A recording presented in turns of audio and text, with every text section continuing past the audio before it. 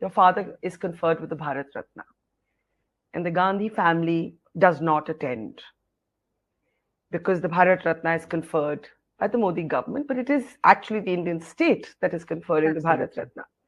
You ask Dada about this, and he says, it's in the book, but he Yes, says, he said that what's the big deal? They did not allow PV Narasimha Rao, a former prime minister, Congress prime minister, and the former Congress president. They did not allow his body, his mortal remains, to enter AICC. So, hmm. what's the big deal that they haven't attended the Bharat Ratna ceremony? But as a So, daughter, were you mm, surprised that, I know there was a tweet later congratulating Pranab Da, but did you feel that there should have been grace enough to at least be in attendance for something as big as the Bharat Ratna?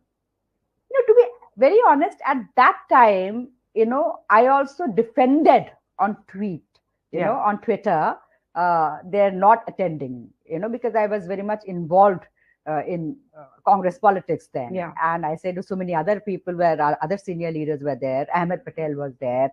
Bhupinder Huda was there. Anand Sharma was there. So, but yes, looking back, I think they should have been, gracious enough to perhaps attend the Do you ceremony. think it was a lack of Yeah, grace?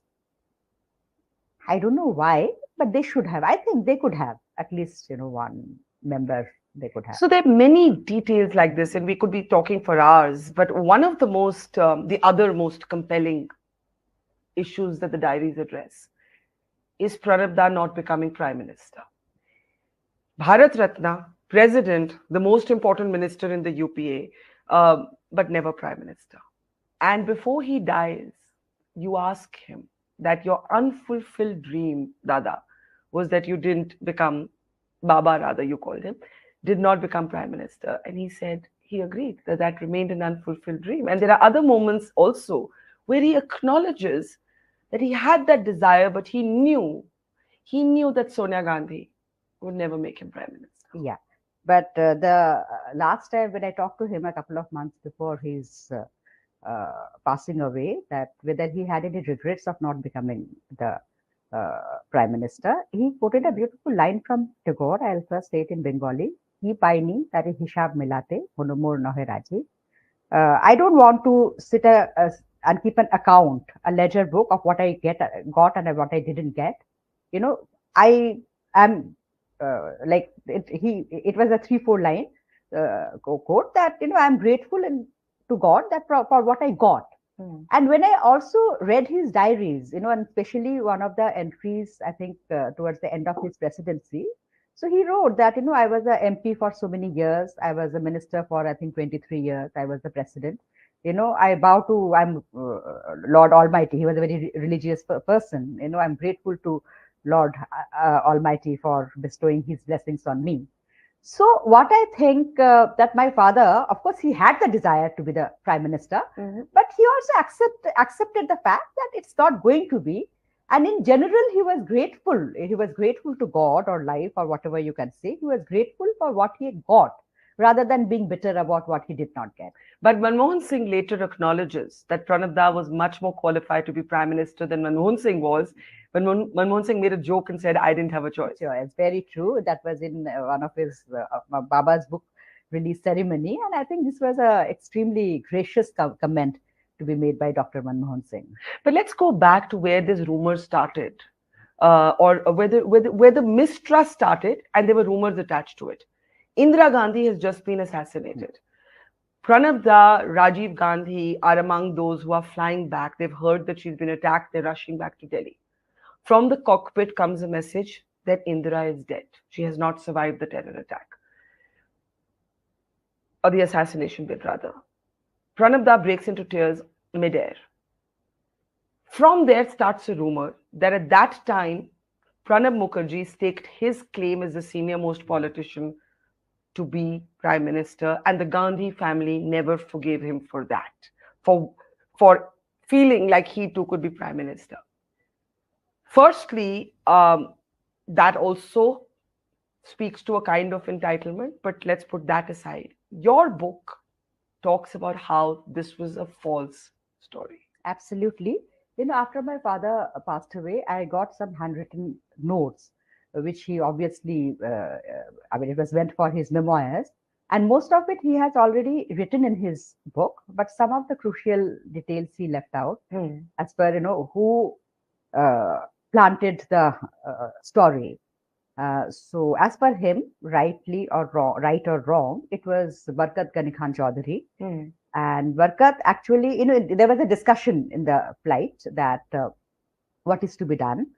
And Balram Jakar asked my father that, I mean, why this, sorry, Gulzari Lal Nanda, why was he chosen? So my father said that because he was the second in the cabinet, because of his rank in the cabinet. Yeah. Perhaps that was taken as a, Because Pranab Da was the number 2 in the cabinet. yes, So that that was was taken read as a as this thing. And then Ghani Khan Chaudhary said that can an outsider, hmm, because that time Rajiv Gandhi was not part of cabinet, can an outsider become prime the prime minister. minister? So my father replied that yes, if the Congress parliamentary party chooses him as the leader, there's no problem. And then Jakar asked him to talk to Rajiv Gandhi and tell him, So Hmm. he went, and then all these things are in his book also, my book Yeah. also. And in fact, P.C. Alexander, that time he was the principal secretary to Indiraji, and he also played a major role. Yeah.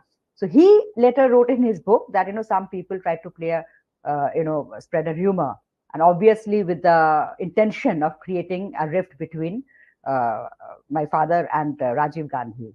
So I think as per my Baba, that it was first planted by Chaudhary, and later on it was taken up by people around But that's the Rajiv. old story. The Yeah. fact is that Sonia Gandhi counted on Pranab Mukherjee to run the government. There used to be a joke on how many GOMs Pranab Da headed. Um, but did not initially give him the ministry of his choice. He wanted home and external affairs. She did not give it to him. You chronicle that in the book. And at one point, you ask your father, why don't you go to Sonia Gandhi and argue with her, why are you not making me prime minister? And he jokes and he said, you think I'm like you. If I Yes. fight, I'll get my Yes. way, and you back off from the Yes. argument.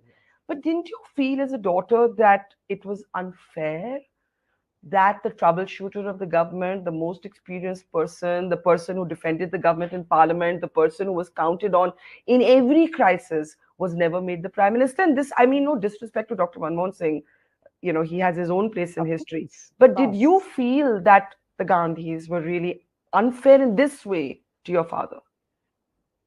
As a daughter, definitely I do. Yeah. As a daughter, definitely I do, But I asked the same question to my father, and I told him that, perhaps he would have been a better prime. I didn't say perhaps, I said he would have been a better prime minister. So he said that that's your subjective way of thinking. Dr. Yeah. Manmohan Singh's daughter would think it very differently. But that is the time he said that, like in politics, in the cutthroat world of politics, everybody safeguard their own interest. And perhaps Sonia thought that making someone the prime minister towards whom she had more trust, not to challenge her authority. She made her choice according to what I suits think I her. think there's a Yeah. conversation or a diary entry that takes place where you say, "Would you challenge her authority?" Yes, that's a conversation. And he says, "I don't know whether I would or not is not the point. She thought I would." Yes. So Yes. effectively, so I'll tell you a funny story. I was once interviewing Pranab Da, and I asked him, are you upset that you've never made it as prime minister? And of course, he couldn't tell me all these stories. So he laughed and his face turned red. And he said, I can't ever be prime minister. So I said, why? He said, my Hindi is very bad. Yes, that's the excuse he That used was to the give. excuse. But effectively, what your book reveals is that he was never made prime minister because he had a mind of his own. He was too independent. Yes, not only he has a mind of his own, I also have a mind of his own, but I am not backed by his experience, his expertise, and his knowledge. So it was very difficult to argue with my father. And he was also a very assertive person. Yeah. He was a very With a assertive with a person. quick temper. We all remember that. Yeah. So I also wrote in my book that in a very personality centered political culture, perhaps it's easier for the supreme leaders to deal with people who are not so assertive in terms of voicing their opinion. So he did not become prime And minister because he had an assertive a personality. sort of personality with there's a deadly combination of experience, expertise, and knowledge. He was meticulous in doing his homework. His grasp over subjects was fantastic. But one thing, what I have also seen, and I have heard this from various people, from senior people from the party, that once a decision was taken and that was the decided party line, I mean, he just absolutely strictly followed that. So I personally think that if this was the reason, because again, this is my perspective, and what I felt was Baba's perspective, my interpretation of my father's But perspective. but your But your perspective, based on his diaries and conversations and being his yes, daughter, yes, is that the Gandhis did not make Pranab Da the prime minister because he had an assertive personality and an independent mind. yes, that is what he thought. In terms of, he did not write it in context of Sonia ji, but he wrote it in terms of Rajiv Gandhi. That I think the reason why he was dropped from second cabinet of Rajiv Gandhi, because Rajiv felt, and I use that I am a tough nut, and he felt that it was in our 2 months of working together. He felt that it will be difficult for him to work with. And I guess they were never convinced that he didn't have the ambition for the top job. Perhaps, they did not trust. And in fact, a few years down the line, there is another entry in my father's diary. I don't know if you have seen that. That Shiv Shankar, who was the law minister during Indiraji's time and also a cabinet minister during Rajiv's time. So he told my father, and that as per him, people around Rajiv at that time, and also included some of the former colleagues of my father at Indiraji's cabinet, they told Rajiv that he might become a challenge to his authority. And that was the reason why he was not. And that feeling taken. continued even through the Sonia years. Yes, perhaps. Another detail that certainly I didn't know was that Pranab Mukherjee also disagreed with Rajiv Gandhi on what we know as the Shabano case. Yes. Yes. Very important Yes. detail, Yes. because there's a letter that you reproduce where he writes to Rajiv Gandhi and he urges him to not overturn the Supreme Court decision that is giving alimony to Muslim women. Well, what he wrote, that that this decision to overturn the Supreme Court judgment, it was not right, but it has, for whatever reason, the government had taken this decision. So what he requested, that don't issue a whip. Let the party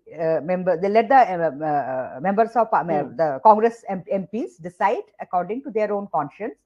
Don't issue a whip. So whereas Rajiv Gandhi issued a 3-line whip. That's right. And as I read from my father's party, that he voted against the bill. So he defied the whip. He defied that is such a interesting detail.